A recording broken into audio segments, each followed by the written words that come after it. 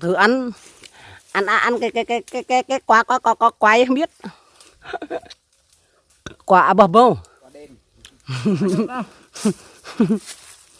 nghe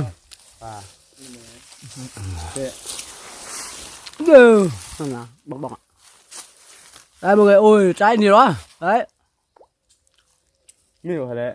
Miêu đấy. biết mà xem mà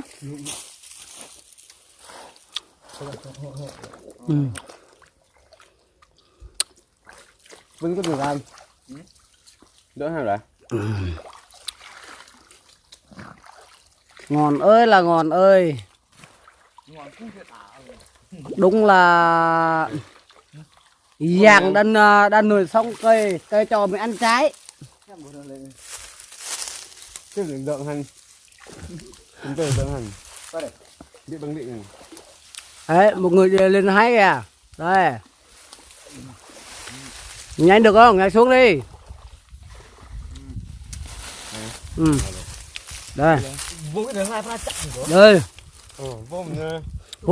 bụi à hả tập bụi à đây mọi người đủ nhiều quá đấy đây này bọn ăn không nói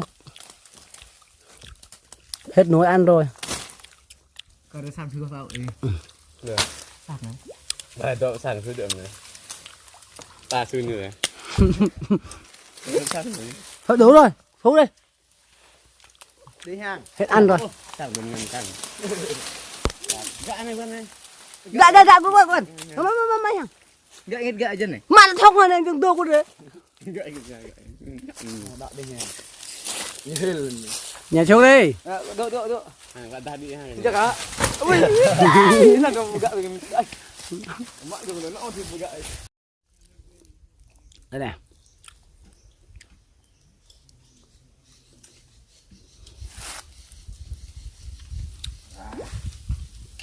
dưới này mới lại là bò bông Dạ làm nữa, đừng lẽ. bò bông này hả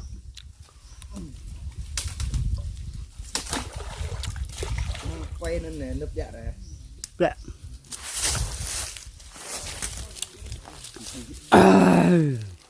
đây này trái nhiều lắm rồi Làm phải được mời. gặp mẹ à hả đây lên con đừng về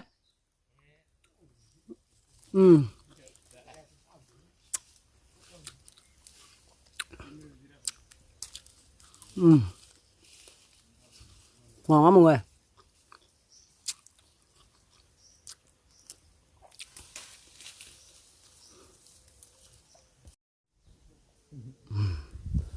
đây mọi người trái đây đấy thấy không đây này đấy cái cây rừng á để em đắp cho đấy đấy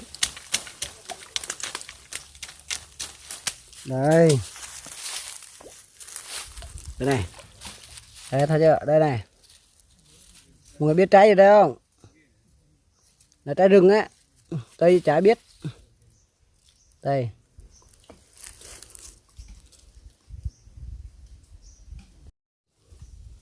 hello xin chào mọi người ạ bây giờ đang ăn trái cây rừng nữa này đấy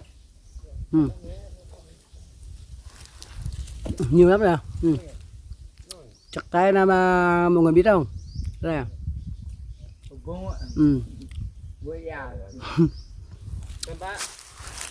bơ nè bơ nè nghiền quá không cái này ngon thật mọi người ạ đây nhiều lắm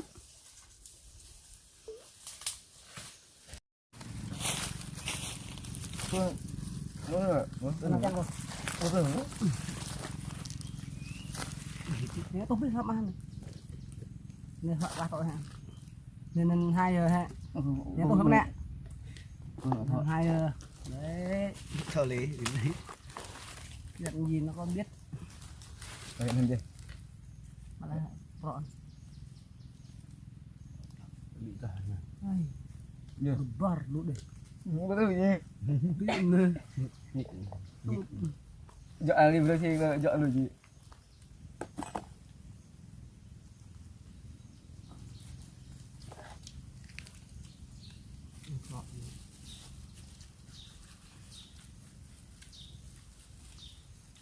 Isu ni kan? Isu apa enggak?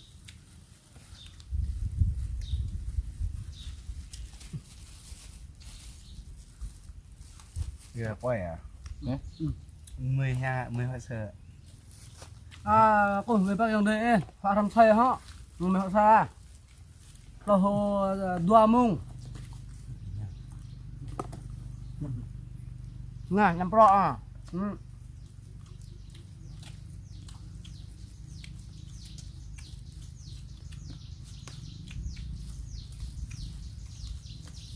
Lang sa này đốt sụp nữa. Sụp lang sa này. Mình xăm này mua cái này. Sụp. Mua. Ngộ là, Nào đến nào? Đã ra mặt em mỗi đồng mặt em mình.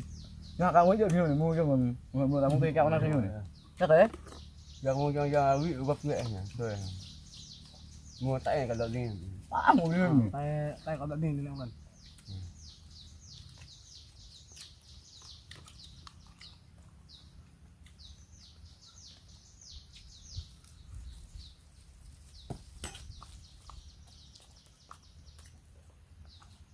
Năm nay bằng nó em rõ nữa, làm một cái là một vềครับbọc hầm.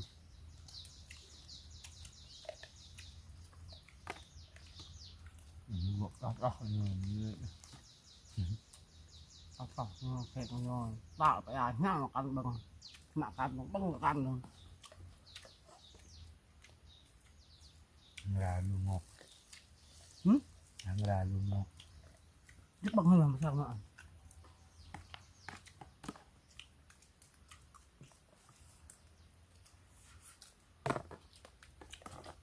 Một ngày này rồi. Ngon ghê. Đập như sao làm sao? Đập ngon mà. Tâm cho man kêu thì như tâm như. Làm sao làm sao?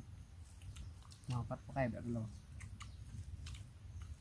Mình mới google lấy ra nữa. Cái nó 5 cái số vật. Đúng rồi. Mình google xin. Google xin coi. Xong mà. Rồi mà xin.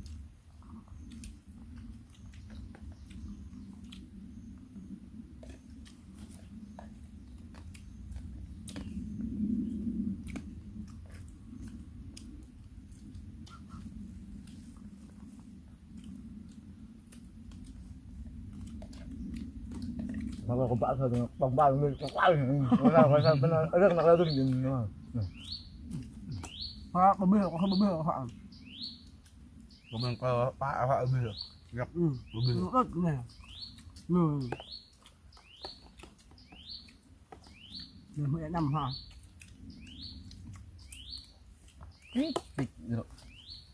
Bạn đang động trâu bẹt rồi. Nhưng mình ten bẹt.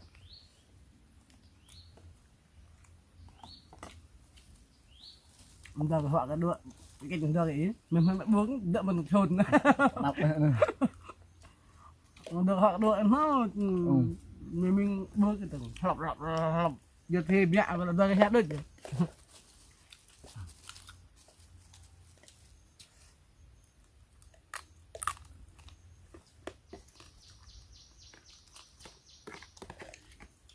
mừng quay bị hẹp nên là có thiệu họ nên là cảm ơn đi cảm ơn đi mình nạ mua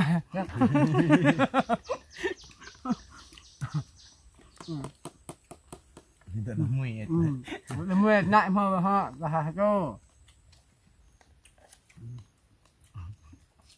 nên là cả một đi lấy tròi mà tròi đây rồi lên bắp ông gọi lẹ một Facebook người.